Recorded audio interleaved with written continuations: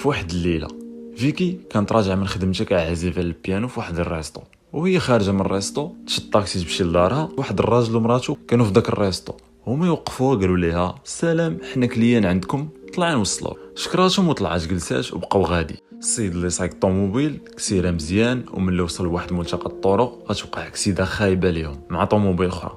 فيكي حيت عمية ما كتشوفش وما غتعرفش اش واقع، حتى غتحس بالضربه وراها غتغيب. وكتعاود فيكي وكتقول حسيت بضربه في راسي وراها ما عقلتش على والو، حتى كنحس براسي ورا شويه ديال الوقت وليت كنشوف لاول مره في حياتي. ما فهمتش المشهد حيت حسيت براسي روح وكنشوف واحد المنظر ديال سيده ناعسه ودايرين بها الاطباء في السبيطار، وانا طالعه وكنشوف داك المنظر لاول مره في حياتي. غنشوف ديك السيده وفي شعرها والملامح ديالها، وغنسمع الاطباء تيقولوا مسكينه كيخرج ليها الدم من ودنها وقلبها وقف صافي واقيلا ماتت وما غنقدروش نعاودو نرجعوها. وتي الا قدرنا نرجعوها راه غتعيش عمية وصمكه، يعني غتبقى في غيبوبه حياتها كامله. بقيت كنتسائل شكون هادي، وكنشوف هاد العالم الغريب عليا حيت بزاف كيسولوا شنو كنشوفوا حنا العميين. غنجاوبكم وغنقول لكم حنا ما كنشوفوش اللون الاسود اللي كتعرفوا، حيت حتى اللون الاسود لون من الالوان. حنا ما عارفينش الالوان الاخرين، كنعيشوا الحياه بالاحاسيس ديالنا، بالسمع والشم واللمس. وفي الاحلام ديالنا ما كنشوفوش مشاهد بحالكم، كنحلموا بحواسنا. كتحلم مثلا انك كتكون جالس مع الدار وكيقولوا لك شي حاجه كتسمعها وكتلمس شي حاجه وكتشم شي حاجه.